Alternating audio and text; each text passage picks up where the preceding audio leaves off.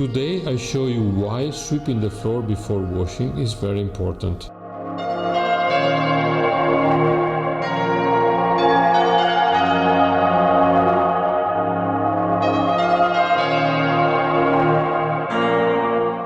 If we wash the floor without sweeping first, the result is this. The squeegee and the suction circuit are very dirty, with debris and pieces of wood from pallets.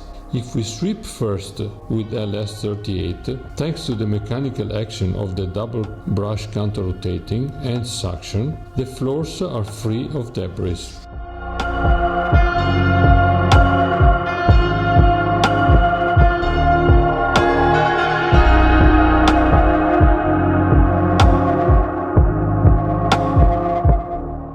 As you can see, even very dirty floors will not create obstruction of squeegees and suction circuit.